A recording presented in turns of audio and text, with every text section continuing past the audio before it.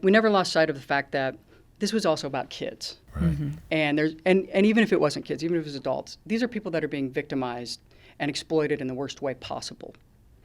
And so what do we need to have in place to provide that support?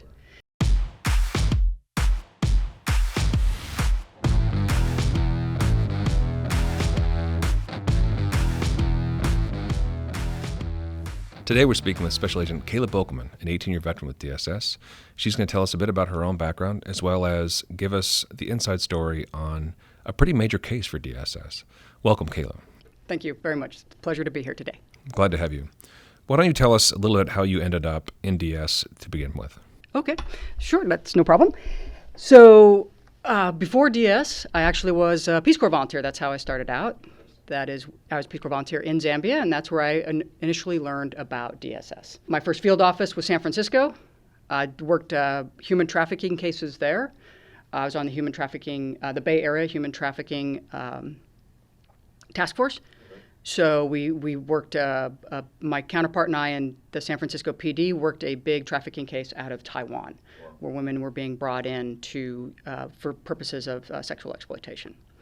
What made you gravitate, or were you assigned, it just so happened that you were assigned these cases, or did you gravitate towards these types of cases? So that's a great question. Everybody in the field office starts off doing what we call simple passport fraud cases. So you can figure out how a case works, right? You can write the indictment, swear it out, go and do the arrest warrant or search warrant in some cases, to then prosecute passport fraud. Well, from there, I was asked to sit on the Human Trafficking Task Force, the Bay Area Human Trafficking Task Force, and that's how I got into it. And the San Francisco Vice Unit was the one that asked me to partner on the case. They were seeing these women that looked like they had legitimate visas from Taiwan working in brothels. And that's how we got into it. And they were legitimate visas. There was a document fraud vendor in Taiwan producing fraudulent documents that was permitting these women to get real visas, real U.S. visas. So you had a lot of experience before you even got to Costa Rica. Tell us a little bit about how you first heard the initial sort of lead for this investigation. Okay, that's a longer answer, so I hope you have some time. No. Well, what it was is I arrived in Costa Rica in 2015, and at that time, a lot of my first initial setup was to go out and actually meet my counterparts, my host country counterparts. And because, let me tell you, nobody walks up to another agent and says, hey, I want you to help me with this case. They don't know you, they don't know who you are, they don't know, what's your philosophy, how do you work cases, and what's the priorities. So who did you consider your host country counterparts? I would consider that the special agents, the federal agents that work for, it's called OIJ, that's Costa Rica's federal office or federal agency. So the kind of FBI equivalent. Or DSS equivalent. Got it. Oh. Really, it would be, yeah. They don't have a distinction in Costa Rica of like different agencies, law enforcement agencies. It's all one federal unit. It's a smaller country, only 4.5 million people, so smaller unit. So yeah, that's their federal agents. But also, most importantly, there also are the prosecutors. The prosecutors are the main driving forces behind the cases and actually do a lot of work that we in the United States as agents also do. So I didn't want to just stop with agents. Of course I want to know them, but I also in Costa Rica definitely have to know the prosecutors because they're the ones that really drive these cases. And so I spent a lot of time going out, talking to the prosecutors, talking to agents, talking to whoever I could in the government, right? I would help them with smaller cases so that they got to know me and they know that they could trust me. And then we worked on a rather large human smuggling case in November of 2015. And that was the first time I had really worked with the prosecutor, Angie Trejos, who's just remarkable prosecutor in person. She's just wonderful. So that's how I got to know her, was working on this case. And Angie's philosophy on working a case and my philosophy, and really in my opinion, all of DS's philosophy is you're always looking at what is that next step up? What is that next level up? What is that global outreach that we can have? Well, we're here to talk about the big case out of Costa Rica. warm us up. What was the name of the case and how did it come to you?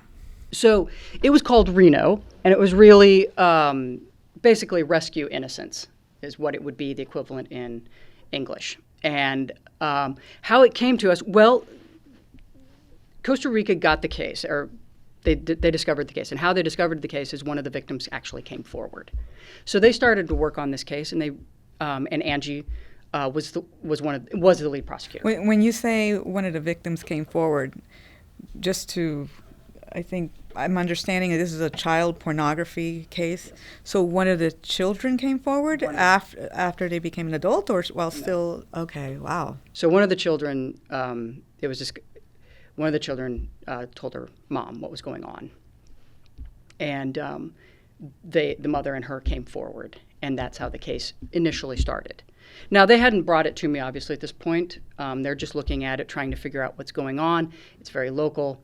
As they get into the case, about 6-9 months later, they get into the case and they realize the child pornography, the material is being produced in Costa Rica but distributed out of Mexico to an international audience. So now you have the links, well, you have these international links, right? These transnational criminal organization is now global. But so what gives DSS in that case jurisdiction to even... Right. Right? I mean, what does this have to do with the United States? People have asked me that before. Well, first and foremost, we were talking about kids being sexually exploited and abused and treated in a horrific manner. Second of all, we're dealing with material that is going from Costa Rica to Mexico to a worldwide to worldwide distribution, including the United States. So we had people here buying and accessing that website. Also, the way their money was working is they started out with, people used to just put down their credit card. Like, could you imagine putting your credit card down with your name? And, unbelievable, right? But as things evolve, well, then it goes into generic cards, credit cards.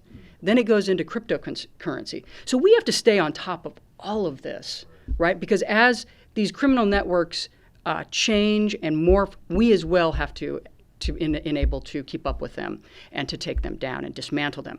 Also, when you think about it, those transactions, they were going through United States banks, right? So we want to ensure the integrity of our systems as well. And then finally, it is well known and documented that people that do buy that material, they're never actually, at some point, will be satisfied with just looking at the pictures. They will go out and assault kids. So we're, in fact, keeping everyone safe. So you get a call from the prosecutor. This is a person you've already built trust with, and they've done some investigative work. Yes. What were your next steps?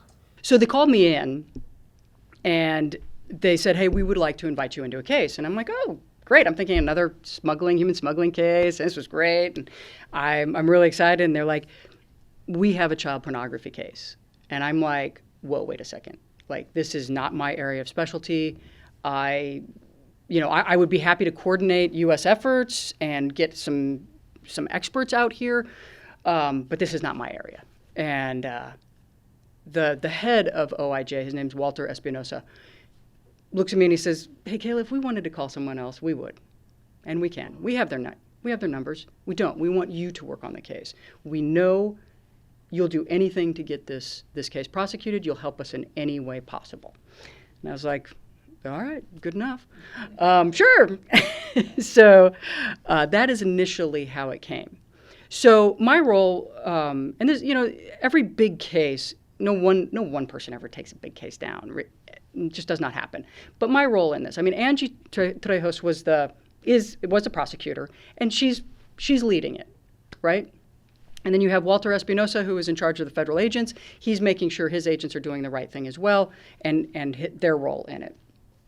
But Angie is ultimately leading this. And so my role is to bring that global reach to them so that they can get the information they need, whether it's buyers from the United States, buyers from France, buyers from Australia, wherever it is.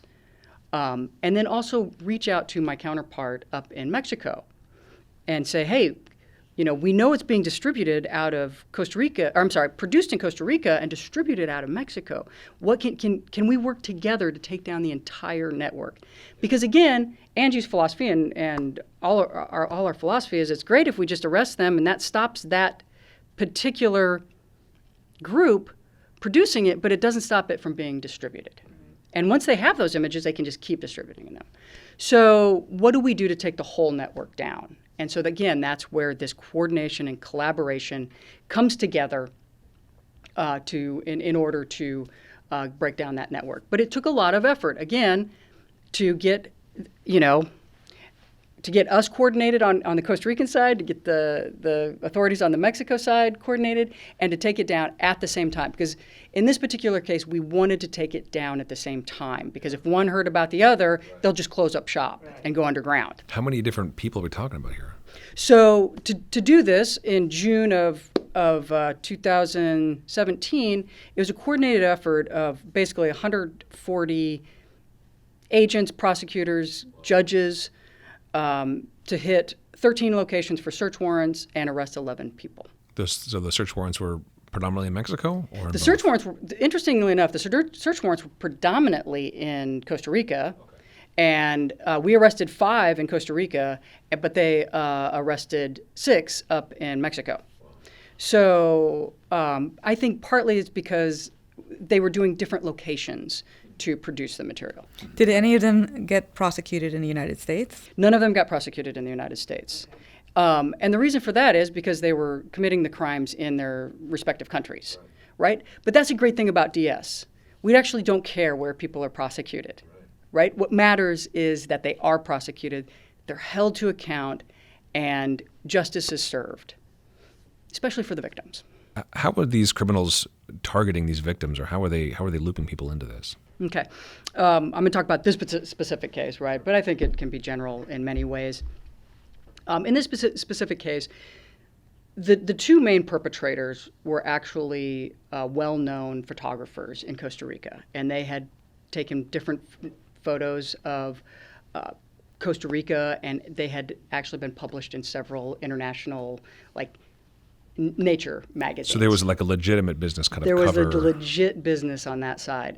And so what they did is they would go into these economically depressed areas of the city and the country and put up flyers about talking about being a model. Do you want to come be a model? And so what would happen is, and it was always for kids, right? And so what would happen is these kids would come, and then the first couple of shoots would seem legit. And then after that, they'd be like, oh, we want you to pose nude. Well, by then, parents had already signed, waivers for their kids. They thought everything was legit.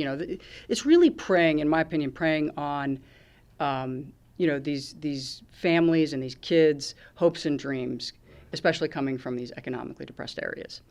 And that's what they did. And so, but by then, so once after the 3rd, 4th time, well, now they're in it, right? And they're getting some money, not a lot, but they're getting money. And so they're like, oh, okay. Well, then if they weren't willing to do it, then that's when the threats would start. We'll kill your parents. We'll rape your sister or your brother. We'll do what we're doing to you to your younger siblings, right? Can you tell us a little more about how this case related to trafficking? Sure.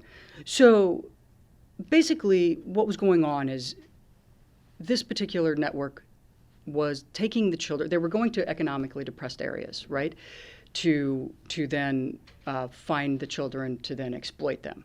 But to do that, they didn't take their studios with them, or they didn't take the photo shoots with them. Right. They would have to take the minors after. Like I said, the first couple would seem legit, but they would bring them to a studio or to another photo location, which would usually be like a hotel or like an Airbnb or something like that, right, a house.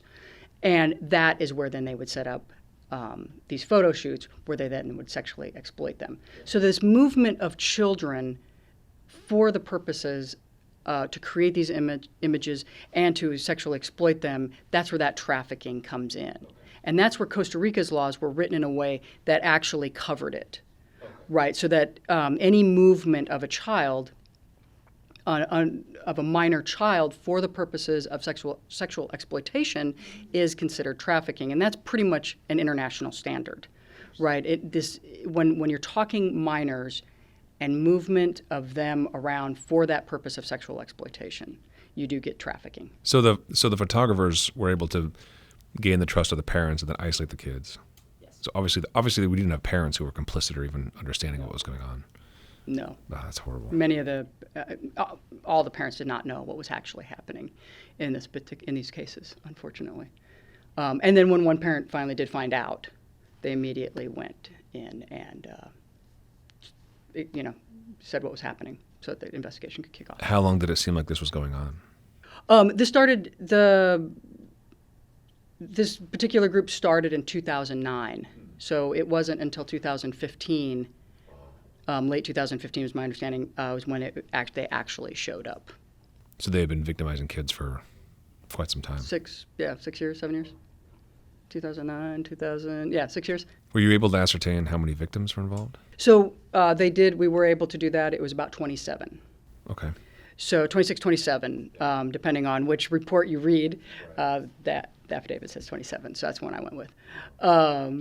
But one part of this that is very important and something that needs to also be discussed is, of course, we were doing our investigation, and as we're looking at expanding it and working with Mexico authorities and the ARSOI up in Mexico so that we can take the whole network down.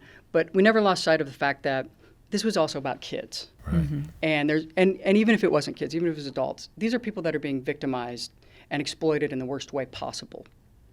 And so what do we need to have in place to provide that support? And Costa Rica has a very good social services network, so we made sure that we had some people on board that way. We also worked with a non-governmental organization or an NGO that also works in the trafficking realm that provides support to victims, because we knew when we took this network down, that we wanted to give the proper support to the kids, not just the kids that were victimized, but also kids that we later found out were in the queue to potentially be victimized. So that's where we wanted to ensure that we were looking at this holistically and taking a very much victim-centered approach to the case. So I write back and I say, okay, I need this $500, and they're like, okay, great, here's $2,500. And I'm like, they're like, just in case things, and that's true. I appreciate their foresight, because cases have a way of going different directions and you never know. And instead of wasting my time, and literally they said, don't waste your time writing back for more money. We're just going to give you the money that, you probably need. Turned out we only really needed about $200. But that was great. And I appreciated DSS's support, where they were just like, look, don't waste your time coming back to us with paperwork. Just go out and do the case. So when we did that, so now I've got the money. I've opened the Bitcoin account.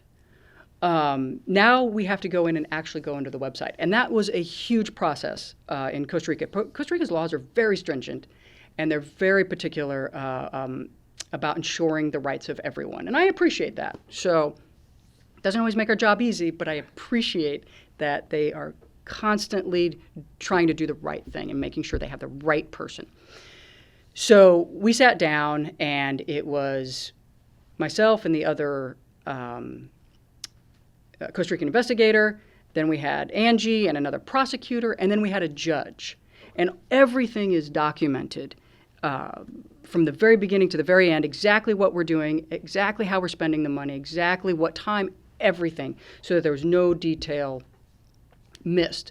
Then when it was done, we were able to go back, and through, we were able to see then, after it was all said and done, yes, in fact, we entered at this time, we took this credit card and we entered the site at this time, this, amount of money, that $30 was taken off the credit card. We were admitted entry. Now we have them, right?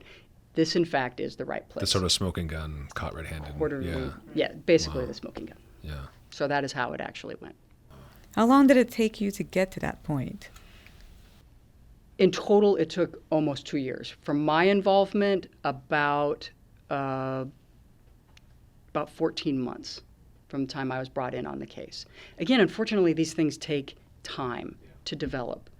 You don't just go ask the bank, hey, did the money come in and out? Or, the website, hey, who owns this website? It doesn't just happen, right? It takes time.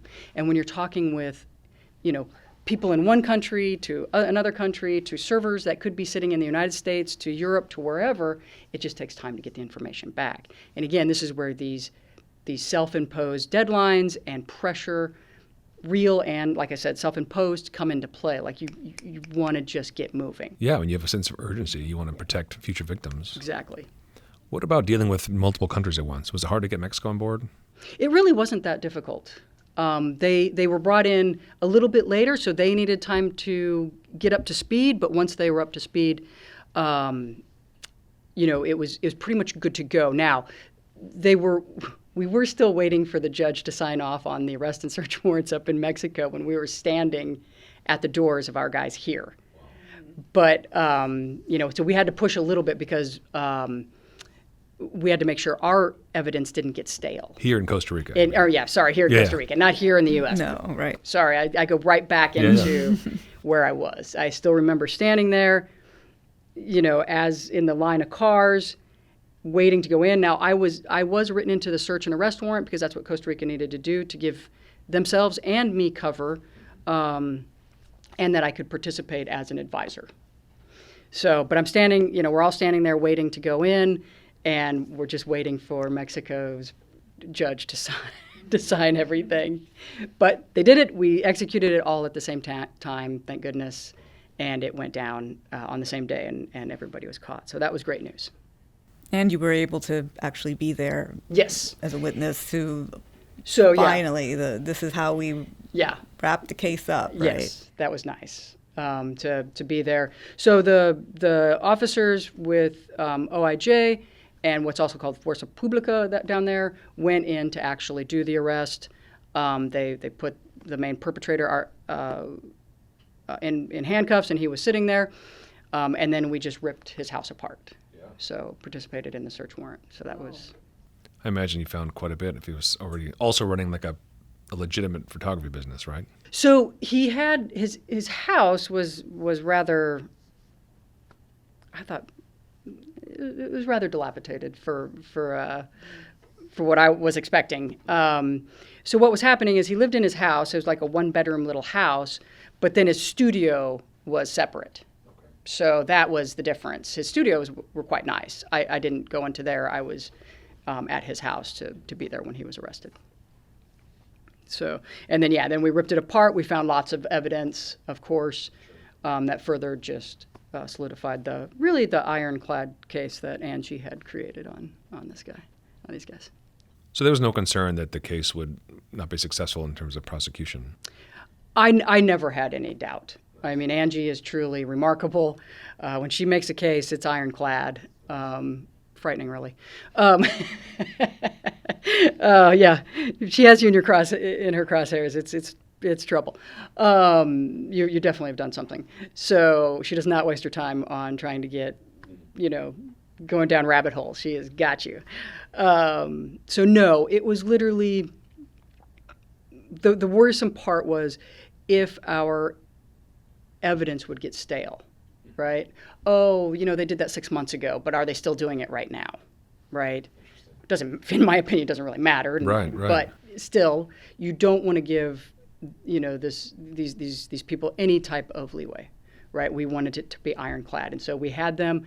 They were running wiretaps, which isn't unusual. So we wanted to make sure that, again, nothing got too old, which is why at the end we were like, we have to get going, right? We have our evidence enough to get the arrest and search warrants really to prosecute successfully. We can't wait much longer. So Mexico stepped it up, and they did it. So that was awesome. So when you entered the house, right, you're waiting to jump in and go through the house. What were those first few minutes like? Yeah, because you're all in the moment, and we had jumped out of the car door had kind of slammed back, and I busted the work iPhone. Thank God it was not my personal iPhone. Busted my work iPhone, but you're going in because you're trying to get in quickly. You're trying to make sure no evidence gets destroyed. And you go in, and it's also kind of surreal because here now was over a year's worth of work for me, but 2 years for Angie. And you want it so badly to go right, and you want to find more of those smoking guns, right? Because you want as many as you possibly can so that we can get the perpetrators the time they deserve. And with that, we went through. I'm opening up, different drawers. I'm opening up a bureau, and when I open it up and I see all these kids' clothes that have been used in the modeling shoot, and it just it ripped me apart. And then we're going further down. We've been there for hours now. We've ripped up floorboards. I've ripped off a paneling on the wall. We're looking for, because again, we're also not just looking for clothes. We're looking for any electronic media device as well, small, right? So we're looking for everything.